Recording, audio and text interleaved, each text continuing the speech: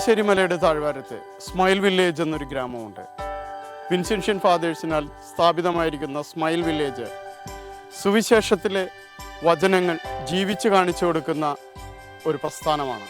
ഈ പ്രസ്ഥാനത്തിൻ്റെ വിശദാംശങ്ങളിലേക്ക്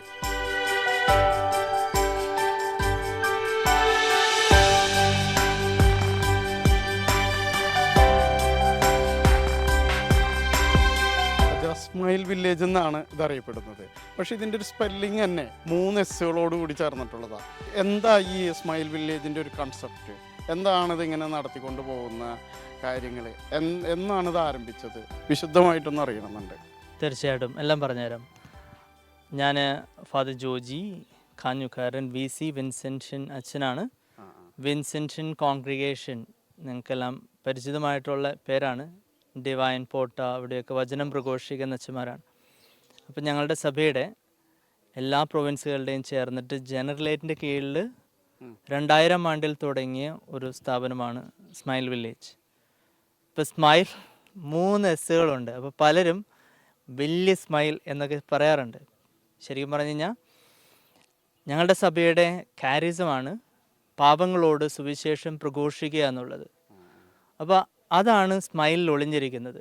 സ്മൈലിൻ്റെ full form sacred scriptures social message in to living experience എന്നാണ്. സേക്രഡ് സ്ക്രിപ്ചറിലുള്ള കാര്യങ്ങൾ നമ്മൾ പറഞ്ഞാൽ മാത്രം പോരാ, അത് അനുഭവവേദ്യമാക്കണം നമ്മുടെ സമൂഹത്തിലുള്ള എല്ലാവർക്കും. പ്രത്യേകിച്ച് വിൻസെൻഷ്യൻ സഭയാകുമ്പോൾ ഏറ്റവും പാവങ്ങളായിട്ടുള്ളവർക്ക്. അപ്പോൾ സ്മൈൽ വില്ലേജ് 2000 ആണ്ടിൽ തുടങ്ങിയത് ആരുമില്ലാത്ത എല്ലാവർക്കും വേണ്ടിയിട്ടാണ്. കുട്ടികളുണ്ടായിരുന്നു, പ്രായമായവരുണ്ടായിരുന്നു, മാനസിക ബുദ്ധിമുട്ടുള്ളവരുണ്ടായിരുന്നു, വൈകല്യങ്ങളുള്ളവരുണ്ടായിരുന്നു. അപ്പോൾ ആരുമില്ലാതാകുന്ന എല്ലാവർക്കും അഭയം നൽകാൻ വേണ്ടിയിട്ടാണ് 2000 ആണ്ടിൽ സ്മൈൽ വില്ലേജ് അന്നത്തെ വിൻസെൻഷ്യൻ സഭയുടെ ജനറൽ സുപ്പീരിയർ ആയിരുന്ന ബഹുമാനപ്പെട്ട ആൻ്റണി പ്ലാക്കലച്ചൻ, ഡോക്ടർ ആൻ്റണി പ്ലാക്കലച്ചൻ തുടങ്ങിയത്. അച്ഛൻ ബൈബിളിൽ PhD ഒക്കെ ചെയ്ത് സെമിനാരിക്കാരെയൊക്കെ പഠിപ്പിച്ചുകൊണ്ടൊക്കെ നടന്ന് സഭയുടെ ജനറാളായി 2ാമത്തെ വർഷവും ജനറാളായപ്പോഴാണ് ഇങ്ങനൊരു സംരംഭം തുടങ്ങുക. അപ്പോൾ വളരെ ചിന്തിച്ച് ധ്യാനിച്ച് വളരെ ബിബ്ലിക്കലായിട്ട് ചെയ്തിട്ടുള്ളൊരു കാര്യമാണ്. പാവങ്ങൾക്ക് സുവിശേഷം നൽകുക, നല്ല വിശേഷമെന്ന് മാത്രമല്ല സുവിശേഷമാകുക എന്ന രീതിയിലാണ്. അപ്പോൾ അതിൻ്റെ ഭാഗമാണ് ഇപ്പോൾ ഈശോ വചനം പ്രഘോഷിച്ചപ്പോൾ പാവങ്ങൾക്ക് ഭക്ഷണം കൊടുത്തായിരുന്നു, അവർക്ക് രോഗശാന്തി നൽകിയായിരുന്നു, അവരെ പരിപാലിച്ചായിരുന്നു. അപ്പോൾ നമ്മളുടെ ലക്ഷ്യം ആതുര സേവനം മാത്രമല്ല. വിൻസെൻഷ്യൻ സഭ ഇത് നടത്തുമ്പോൾ അതിൻ്റെ പ്രാഥമിക ലക്ഷ്യം വചനപ്രഘോഷണമാണ്. പാവങ്ങളോട് അവർക്ക് വചനം അനുഭവവേദ്യമാകുന്ന രീതിയിൽ പ്രഘോഷിക്കുകയാണ്. അപ്പോൾ നമ്മൾ ബൈബിൾ ഇങ്ങനെ പറഞ്ഞിട്ട് കാര്യമില്ല. അപ്പം ആകേണ്ടവരത്ത് അപ്പം ആകണം, രോഗികളെ പരിചരിക്കുന്നിടത്ത് രോഗികളെ പരിചരിക്കണം. അപ്പം എല്ലാം കൂടെ ചേർന്നിട്ടാണ്. പക്ഷേ അതിൻ്റെ പിന്നിൽ ക്രിസ്തുവിൻ്റെ സന്ദേശം പാവങ്ങളിലേക്ക് അവർക്ക് മനസ്സിലാകുന്ന രീതിയിൽ കൊടുക്കുക എന്നുള്ളതാണ്. ഇപ്പോൾ 2000-ലാണ് ഇവിടെ ആരംഭിച്ചത് വിൻസെൻഷ്യൻ കോൺഗ്രിഗേഷൻ്റെ നേതൃത്വത്തിൽ. ആരായിരുന്നു ആദ്യത്തെ ഡയറക്ടറും വിശദ വിവരങ്ങളൊക്കെ? ആദ്യത്തെ ഡയറക്ടർ അച്ഛനായിരുന്നത് ഫാദർ മാത്യു ആണ്. ഞങ്ങളുടെ വട്ടക്കുഴി അച്ഛൻ. അച്ഛൻ ജനറൽ കൗൺസിലറായിരുന്നു സോഷ്യൽ ഇതിൻ്റെ ഇതിൽ. അപ്പോൾ അച്ഛനും ആൻ്റണി അച്ഛൻ്റെ കൂടെ തന്നെയായിരുന്നു. 2 വർഷത്തിന് ശേഷം ജനറൽ അച്ഛനായിരുന്ന ആൻ്റണി അച്ഛൻ ജനറൽ സ്ഥാനം കഴിഞ്ഞപ്പോൾ നീണ്ട 18 വർഷങ്ങൾ സ്മൈൽ വില്ലേജിൻ്റെ ഡയറക്ടറായിരുന്നു. അതിനുശേഷം ഞങ്ങളുടെ തന്നെ വേറൊരു അച്ഛൻ ജോമോൻ എന്ന് പറഞ്ഞൊരു അച്ഛൻ ഡയറക്ടറായിരുന്നു. അതിനുശേഷം ഇപ്പോൾ ഒരു 3 വർഷമായുള്ളൂ ഞാനും വേറൊരു അച്ഛനും കൂടെ ഇതിൻ്റെ ചാർജ് അച്ഛനോടൊപ്പം ഏറ്റെടുത്തിട്ട്. ഇതിൻ്റെ സ്ഥാപകൻ ബഹുമാനപ്പെട്ട ഡോക്ടർ ആൻ്റണി പ്ലാക്കലച്ചനാണ്. അച്ഛൻ ഞങ്ങളുടെ സഭയുടെ വിൻസെൻഷ്യൻ സഭയുടെ ജനറലായിട്ട് 2 പ്രാവശ്യം എലക്ട് ചെയ്യപ്പെട്ട അച്ഛനാണ് കണ്ടിന്യൂസ് ആയിട്ട്. അപ്പോൾ 2ാമത്തെ പ്രാവശ്യം അദ്ദേഹം എലക്ട് ചെയ്യപ്പെട്ടതിന് ശേഷം അതിൻ്റെ അവസാന ഭാഗമായപ്പോഴാണ് സഭയുടെ മുഴുവൻ ഐക്യത്തോടെ വിൻസെൻഷ്യൻ സഭയുടെ ഒരു കൂട്ടായ പ്രയത്നം എന്ന രീതിയിൽ സ്മൈൽ വില്ലേജിൻ്റെ രൂപം കൊള്ളുക. സ്മൈൽ വില്ലേജിൻ്റെ ഒരു ഡയറക്ടറായി കൂടെ അദ്ദേഹം ഒരു 18 വർഷത്തോളം സ്മൈൽ വില്ലേജിന് സേവനം ചെയ്തിട്ടുണ്ട്. അദ്ദേഹത്തിൻ്റെ കഠിനാധ്വാനമാണ് ഈ കാണുന്നതെല്ലാം തന്നെ. ഇപ്പോൾ ഓരോ വീടുകളും ഇവിടെയുള്ള ആളുകളും എല്ലാം അദ്ദേഹത്തിൻ്റെ ഒരു കഠിനാധ്വാനമുണ്ട്. അപ്പോൾ ആൻ്റണി അച്ഛൻ ഇപ്പോഴും സ്മൈൽ ഗ്രാമത്തിൽ ഞങ്ങളുടെ കൂടെ ഉണ്ട്. ഞങ്ങൾക്കൊരു പ്രേരണയായി, ഞങ്ങൾക്കൊരു ആത്മീയ ശക്തിയായി, അതോടൊപ്പം തന്നെ എല്ലാ കാര്യങ്ങളിലും ഞങ്ങൾക്ക് ആശ്രയിക്കാവുന്ന ഒരു വ്യക്തിത്വമായിട്ട് ഞങ്ങളുടെ കൂടെ തന്നെയുണ്ട്. അദ്ദേഹവും ഒരു സിസ്റ്റേഴ്സിൻ്റെ ഒരു കോൺഗ്രിഗേഷനും തുടങ്ങിയിട്ടുണ്ട്, SM congregation, sisters of mercy. അതിൻ്റെ ഡയറക്ടറായിട്ടാണ് അദ്ദേഹം ഇപ്പോൾ ഞങ്ങളോട് കൂടെ ആയിരിക്കുക.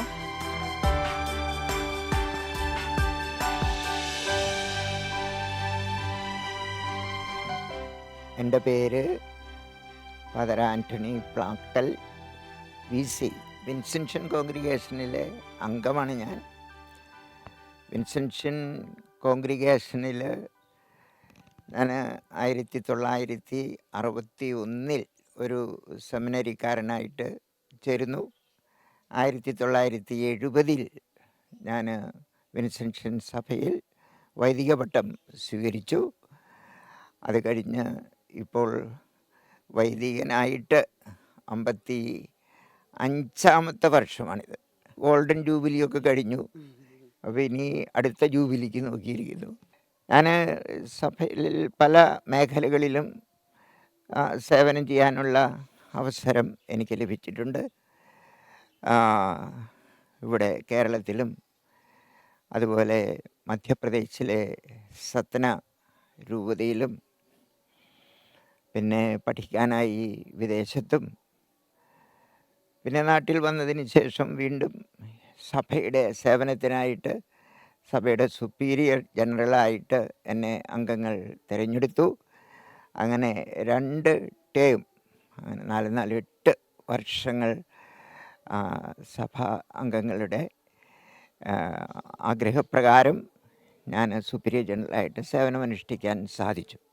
വിൻസെൻഷൻ സഭയുടെ കാര്യം പാവങ്ങളോട് സുവിശേഷം പ്രഘോഷിക്കുക. ഇതാണ് ഈശോ കാണിച്ചു തന്ന മാതൃക. പാവങ്ങളോട് സുവിശേഷം പ്രഘോഷിക്കുക. അപ്പോൾ പാവങ്ങളോട് സുവിശേഷം പ്രഘോഷിക്കുക എന്ന് പറയുമ്പോൾ വെറുതെ വചനപ്രഘോഷണം മാത്രമല്ല, ആരോട് സുവിശേഷം പ്രഘോഷിക്കുന്നുവോ അവർക്ക് താൻ സുവിശേഷമായി, നല്ല വിശേഷമായി വിശക്കുന്ന പാവത്തിന് അവിടുന്ന് ഭക്ഷണം നൽകി. അപ്പോൾ അതാണ് സുവിശേഷം. അപ്പോൾ അവർക്കതൊരു സുവിശേഷമായി, അവരുടെ ജീവിതത്തിലെ നല്ല വിശേഷമാണ് ഈ പറയുന്നത്. അപ്പോൾ ആ കണ്ണ് കാണിക്കലും ഭക്ഷണം നൽകലും മാത്രമല്ല, അതിൻ്റെയൊക്കെ സുവിശേഷം എന്ന് പറയുന്നത് രാജ്യത്തിൻ്റെ സുവിശേഷമാണ്, ദൈവരാജ്യത്തിലേക്കുള്ള അവരെ ക്ഷണിക്കുകയും അവരെ ദൈവരാജ്യത്തിന് പ്രാപ്തരായ രീതിയിൽ പാവങ്ങളെ ഒരുക്കുകയും ചെയ്യുന്ന വലിയ മാതൃകയാണ് ഈശോ പാവങ്ങളോട് സുവിശേഷം പ്രഘോഷിക്കുക എന്നതുകൊണ്ട് അർത്ഥമാക്കിയത്. അപ്പം ഞാൻ ഒരു വിൻസെൻഷൻ എന്ന നിലയിൽ എൻ്റെ കാര്യത്തെക്കുറിച്ച് ചിന്തിച്ചപ്പോൾ, കാര്യസം എന്ന് പറയുന്നത് ദൈവം എന്നെ ഏൽപ്പിച്ചിട്ടുള്ള ദൗത്യമാണ്. അതേക്കുറിച്ച് ഞാൻ പഠിക്കാൻ ശ്രമിച്ചിട്ടുണ്ട്. എനിക്ക് ഒരു PhD ഡിഗ്രിയുണ്ട്. അത് ബിബ്ലിക്കൽ സ്റ്റഡീസിലാണ്, ബൈബിളിൽ. അപ്പോൾ ബൈബിളിൽ ഈശോ പാവങ്ങളെക്കുറിച്ച് പറയുന്ന കാര്യങ്ങൾ വളരെ വ്യക്തമായിട്ട് പഠിക്കാൻ ഞാൻ ശ്രമിച്ചിട്ടുണ്ട്. ഒരു പുസ്തകം അതേക്കുറിച്ച് ഇപ്പോൾ ഓൾറെഡി പ്രകാശനം ചെയ്തു. ദ കിങ്ഡം ഇൻഹെറിറ്റഡ് എന്ന പേരിൽ അതിൻ്റെ ഇംഗ്ലീഷ് വെർഷനും, രാജ്യം അവകാശമാക്കാം എന്ന പേരിൽ അതിൻ്റെ മലയാളം വെർഷനും പുറത്തിറങ്ങി. അതിപ്പോൾ പ്രചരിച്ചുകൊണ്ടിരിക്കുന്നു. അപ്പോൾ ഞാൻ പറഞ്ഞതിൻ്റെ രത്നച്ചുരുക്കം, എൻ്റെ കാര്യത്തെക്കുറിച്ചുള്ള എൻ്റെ പഠനത്തിൽ ഈശോ ശക്തമായിട്ട് നമ്മൾ പാവങ്ങളെ സേവിക്കുക, അത് വിൻസെൻഷൻസിന് മാത്രമല്ല സകല ജനതയ്ക്കും വേണ്ടിയാണ് ഈശോ പറഞ്ഞിരിക്കുന്നത്. ഈ ചെറിയവരിൽ ഒരുവന് നിങ്ങളിത് ചെയ്തു കൊടുത്തപ്പോൾ എനിക്ക് തന്നെയാണ് ചെയ്തത് എന്ന് ഈശോ പറഞ്ഞപ്പോൾ ആ വാക്കുകൾ, ആ വചനം എൻ്റെ ഹൃദയത്തെ ഇപ്പോഴും ജ്വലിപ്പിച്ചു കൊണ്ടിരിക്കുകയാണ്. അതുകൊണ്ട് ഈ ലോകത്തിലുള്ള സകല പാപങ്ങളെയും എങ്ങനെയും ഉദ്ധരിക്കണം എന്നുള്ളതാണ് എൻ്റെ ആഗ്രഹം. പക്ഷേ അത് ലോകമാസകലമുള്ള പാവങ്ങളെ ഉദ്ധരിക്കുക എനിക്ക് മാത്രം സാധിക്കുന്ന ഒരു കാര്യമല്ല. അപ്പോൾ അതിനുള്ളൊരു മാർഗമായിട്ടാണ് ഈ പുസ്തകം. എല്ലാവരും ആ ആശയം ഉൾക്കൊണ്ട് അപ്രകാരം ചെയ്യണം എന്നുള്ള ആഗ്രഹമുണ്ട്. അപ്പോൾ ഞാനും പേഴ്സണലായിട്ട് എന്തെങ്കിലും സഭയിൽ ചെയ്യണം, അതായത് വിൻസെൻഷൻ സഭയിലൂടെ ചെയ്യണം. അങ്ങനെയാണ് ഞാൻ സുപ്പീരിയർ ജനറലായിരുന്നപ്പോൾ ഈ ആശയം ഇങ്ങനെ നേരത്തെ തുടങ്ങിയുള്ളത് കൊണ്ട്, അപ്പോൾ ഈശോയുടെ വചനമനുസരിച്ചുള്ള ഒരു പ്രേരണയാണിത്. സ്മൈൽ ഗ്രാമം ആരംഭിക്കാനുള്ള അടിസ്ഥാന പ്രേരണ സുവിശേഷ വചനമാണ്, ഈശോയുടെ വചനം. നിങ്ങൾ ഇവർക്ക് ഇത് ചെയ്തപ്പോൾ, എൻ്റെ എളിയ സഹോദരർക്ക് ഇത് ചെയ്തപ്പോൾ എനിക്ക് തന്നെയാണ് ചെയ്തത് എന്ന് പറഞ്ഞിട്ടുള്ള ആ ദൈവിക വചനം, അതാണ് എൻ്റെ പ്രേരണ. അപ്പോൾ അതിൻ്റെ ഇതിൽ നിന്നാണ് സ്മൈൽ ഗ്രാമത്തിൻ്റെ ഒരു ആശയം. അത് പല വർഷങ്ങളിലെ പരിചിന്തനവും പ്രാർത്ഥനയും അതിൻ്റെ പുറകിലുണ്ട്.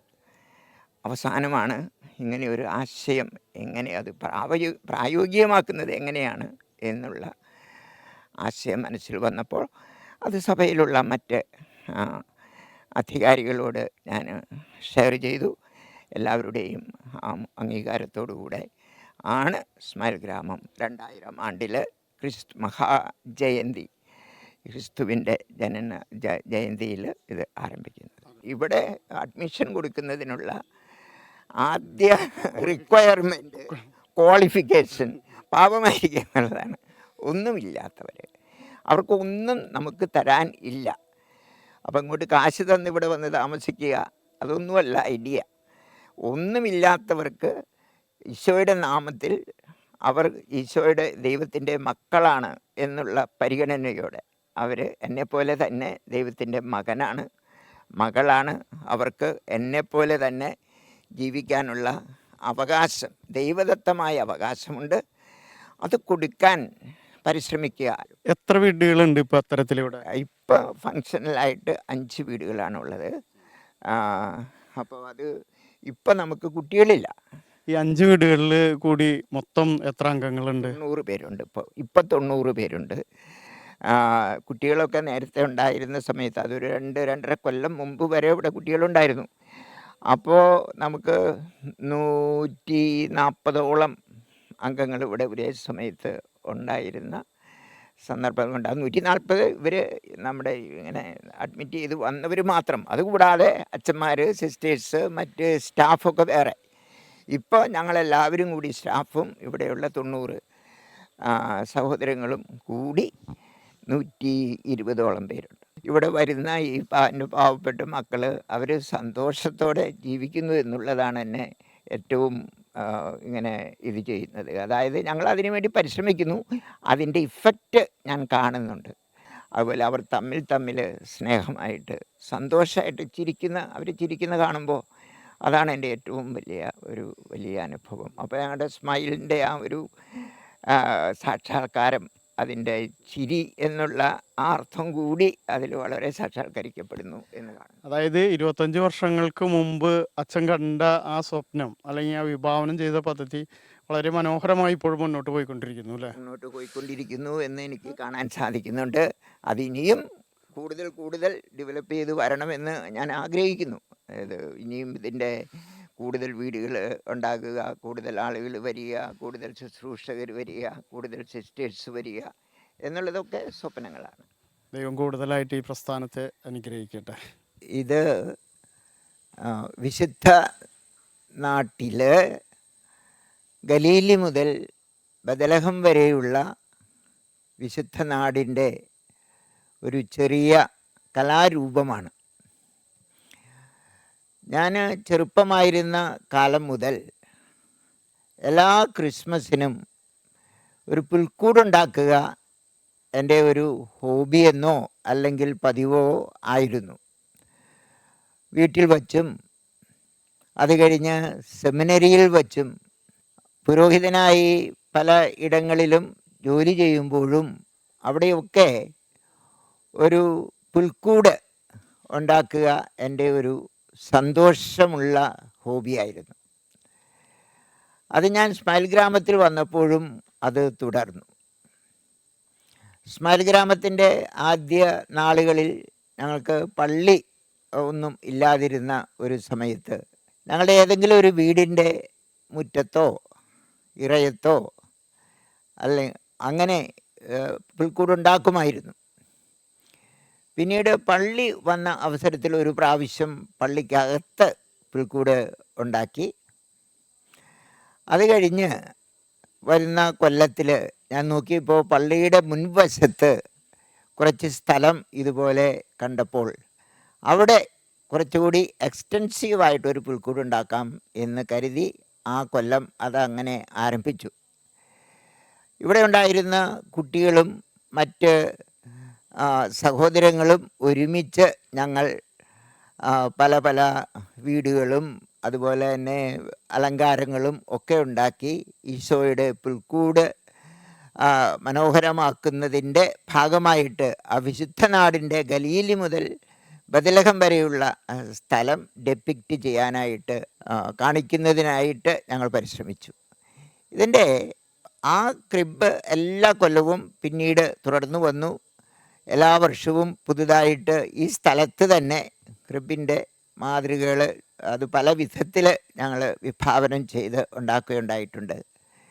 ഇപ്പോൾ 25 വർഷം പൂർത്തിയാകുന്ന ഈ വർഷം വന്നപ്പോൾ എൻ്റെ മനസ്സിലൊരാഗ്രഹം തോന്നി. അത് ഒന്ന് പെർമനൻ്റ് ആയിട്ടുള്ള ഒരു സ്ട്രക്ചറാക്കി മാറ്റണം എന്നുള്ള ആഗ്രഹം വന്നപ്പോൾ മറ്റച്ഛന്മാരും മറ്റുള്ളവരും അതിൽ സഹകരിച്ചു. അതുകൊണ്ട് ഇപ്രകാരമുള്ള ഒരു പെർമനൻറ്റ് സ്ട്രക്ചർ പുൽക്കൂടിൻ്റേതായിട്ടുണ്ടാക്കുകയാണ്.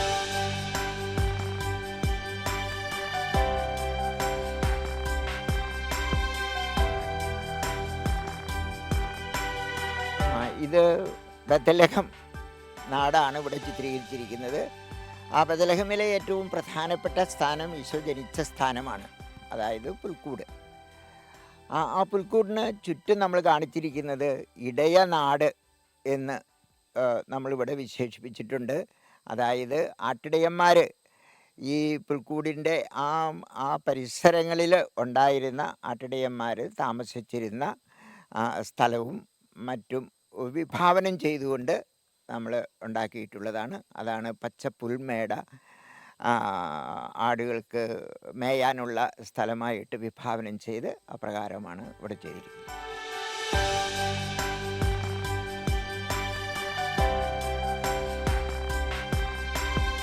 ഇവിടെ അക്കരെ കാണുന്നതാണ് സമറിയ ആയിട്ട് ചിത്രീകരിച്ചിട്ടുള്ളത്. കാരണം കർത്താവ് ഗലീലിയിൽ നിന്ന് യൂദയായിലോട്ട് പോകുന്ന വഴി എപ്പോഴും സമറിയ കടന്നാണ് പോകാറുള്ളത്. വിശുദ്ധ യോഹന്നാൻ്റെ സുവിശേഷം 4-ാം അധ്യായത്തിൽ വിവരിച്ചിട്ടുള്ളത് ഒരു സമറിയാക്കാരി ആയിട്ടുള്ള ഒരു സംഭാഷണമുണ്ട്.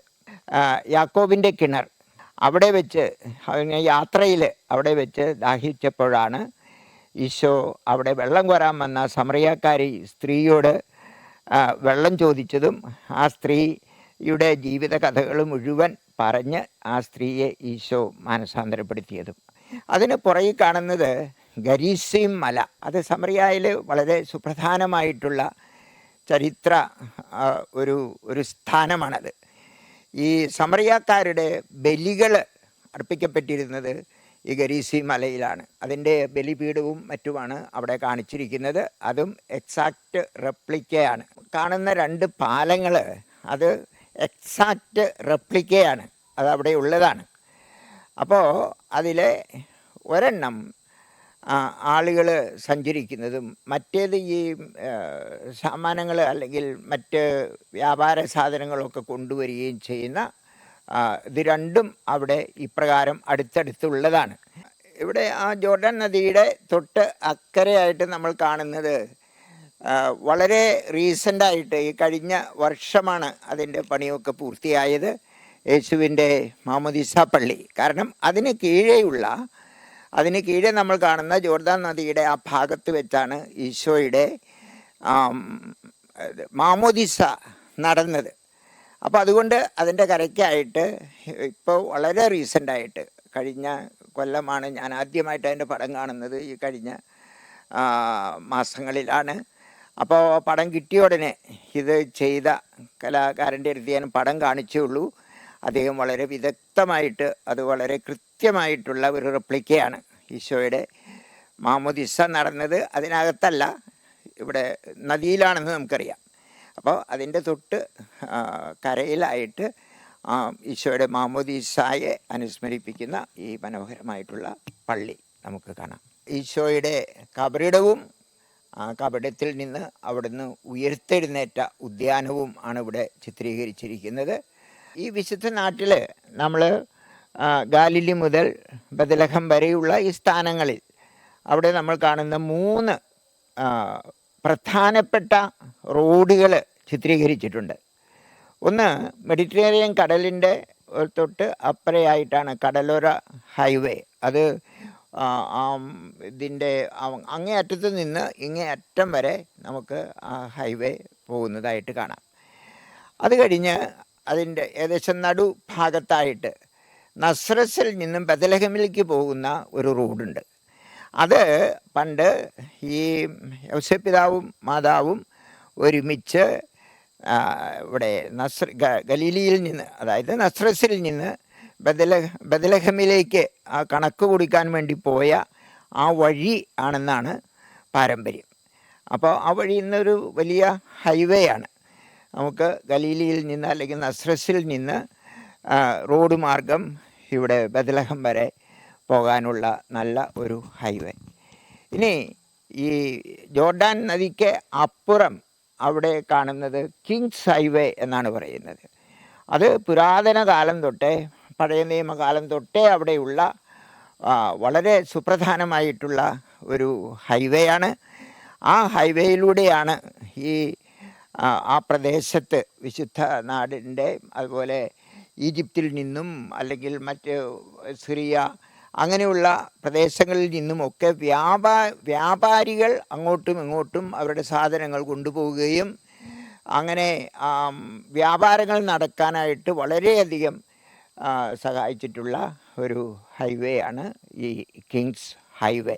അതിന്നും നമുക്ക് അത് പോകുന്ന സ്ഥാനങ്ങൾ അവിടെ ഇവിടെയായിട്ട് കാണാൻ സാധിക്കും. ഷെയ്ഖ് ഹുസൈൻ പാലം, അത് ഗലീലിയും സമറിയായും തമ്മിൽ യോജിപ്പിക്കുന്ന ഒരു വളരെ പ്രധാനപ്പെട്ട പാലമാണ്. നസ്രസിലെ വളരെ പ്രധാനപ്പെട്ട ഒരു സ്ഥാനമാണ്. അവിടെ ഈ ചർച്ച് ഓഫ് അനൻസിയേഷൻ, മംഗളവാർത്ത നടന്ന ആ വീടിൻ്റെ സ്ഥാനത്ത് പിന്നീട് ഉയർന്നു വന്ന പള്ളിയാണ് ചർച്ച് ഓഫ് അനൻസിയേഷൻ. ഈ പള്ളിയും അവിടെയുള്ള പള്ളിയുടെ എക്സാക്റ്റ് ഒരു രൂപം തന്നെയാണ്. ഗലീലിയിൽ കർത്താവിൻ്റെ പരസ്യ ജീവിതത്തിൻ്റെ ഒത്തിരി ഭാഗം നമ്മൾ സുവിശേഷം വായിക്കുമ്പോൾ നമുക്ക് കാണാൻ സാധിക്കും. ഈ ഗലീലിയിലെ ഈ പാതകളിലൂടെ ഗ്രാമങ്ങളിലൂടെയൊക്കെ ഈശോ ഒത്തിരി ചുറ്റി സഞ്ചരിച്ച് ദൈവരാജ്യത്തെക്കുറിച്ച് പ്രഘോഷിക്കുകയുണ്ടായി. അതിലൊരു സുപ്രധാന ഭാഗമാണ് ഈ മല. ഈ ഗലീലി കടലിൻ്റെ മറുഭാഗത്തുള്ള ആ മലയിൽ വെച്ചാണ് സുപ്രസിദ്ധമായിട്ടുള്ള സൗഭാഗ്യങ്ങളുടെ പ്രഘോഷണം ഈശോ നടത്തിയത്. തൊട്ടുതാഴെ നമ്മൾ കാണുന്നതാണ് ഗലീലി കടൽ. ഈ ഗലീലിയുടെ ഈ ഭാഗത്ത് പടിഞ്ഞാറ് വശത്തായിട്ട് നമ്മൾ കാണുന്നത് മെഡിറ്ററേനിയൻ കടലിൻ്റെ ഒരു ഭാഗമാണ്. ഈ മെഡിറ്ററേനിയൻ കടലിൻ്റെ ഈ ഭാഗത്ത് ഈ കിഴക്ക് വശത്തായിട്ടാണ് വിശുദ്ധ നാട് സ്ഥിതി ചെയ്യുന്നത്. അപ്പോൾ മെഡിറ്ററേനിയൻ കടലിലൂടെ നമുക്ക് അവിടേക്ക് വരാം. ഒത്തിരി ഈ കടലിൻ്റെ തീരത്ത് ചില തുറമുഖങ്ങളും കാര്യങ്ങളുമൊക്കെ ഉണ്ട് യഥാർത്ഥത്തിൽ അവിടെ. അതെല്ലാം ഒന്നും ഇവിടെ ഡെപ്പിക്റ്റ് ചെയ്തിട്ടില്ല, പക്ഷേ ഏകദേശം ഒരു രൂപം അതിൻ്റെ ഇത് നമ്മൾ തയ്യാറാക്കിയിരിക്കുന്നു. ഇതിലൂടെ നമ്മൾ കാണാൻ ശ്രമിക്കേണ്ടത്, ഈശോ നമ്മെ രക്ഷിക്കാൻ വന്ന ഈശോ ആ ദൈവരാജ്യത്തെക്കുറിച്ച് നമ്മോട് പ്രഘോഷിച്ച ആ സുപ്രധാന സ്ഥാനങ്ങളാണിത് മുഴുവൻ. ഗലീലി മുതൽ ബദലഹം വരെ. ഇവിടെ നിന്ന് അവിടേക്കും അവിടെ നിന്ന് യാത്ര ചെയ്തിട്ടുണ്ട്, അവിടെ നിന്ന് ഇങ്ങോട്ടും യാത്ര ചെയ്തിട്ടുണ്ട്. അങ്ങനെ പല സ്ഥലങ്ങളിലും തങ്ങിയിട്ടുണ്ട്. അവിടെയൊക്കെ ഈ സുവിശേഷ പ്രഘോഷണം നടത്തുകയാണ് ഈശോ ചെയ്തത്. ഈ പുൽക്കൂടുണ്ടാക്കുന്നതിനുള്ള പ്രചോദനം എങ്ങനെയെന്ന് വെച്ചെന്നാൽ, അത് ഈശോയെക്കുറിച്ച് മറ്റുള്ളവരോട് പറയാൻ ഉള്ള ഒരു വേദിയായിട്ടാണ് ഞാൻ ഇന്നും കണക്കാക്കിയിരുന്നത്. പുൽക്കൂടുണ്ടാക്കി കഴിയുമ്പോൾ അത് കാണുന്നതിന് വരുന്നവർ അതെന്താണ് അങ്ങനെ, ഇതെന്താണ് ഇങ്ങനെ എന്നൊക്കെ ചോദിക്കും. അപ്പോൾ അത് ഈശോയുടെ പരസ്യ ജീവിത കാലത്തെ അതുപോലെ ജനനം മുതൽ പരസ്യ ജീവിത കാലം മുഴുവൻ അത് ഉയിർപ്പ് വരെ ഉള്ള ഡിപ്പിക്ഷനിലൂടെ ഈശോയെക്കുറിച്ച് സംസാരിക്കാനുള്ള, മറ്റുള്ളവരോട് ഒരു കലാരൂപം അവർ ആസ്വദിക്കുന്നതിനു ഇടെ അത് പറഞ്ഞു കൊടുക്കുന്നതിനുള്ള ഒരു മാർഗമായിട്ടാണ് ഇന്നും അത് എന്നെ സംബന്ധിച്ച് ഇതിന് ഉള്ള പ്രചോദനം ലഭിച്ചുകൊണ്ടിരുന്നത്.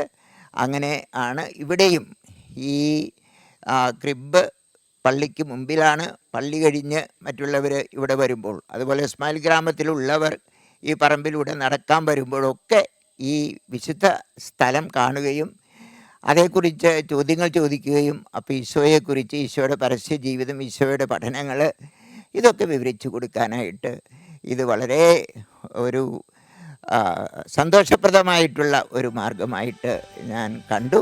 അങ്ങനെയാണ് അത് ഈ രൂപത്തിൽ ഇപ്പോൾ ആയി. സ്മൈൽ വില്ലേജ് ഗ്രാമത്തിൽ നിന്ന് ക്യാമറമാൻ ജോയലിനോടൊപ്പം ജോബി പായ്മൽ.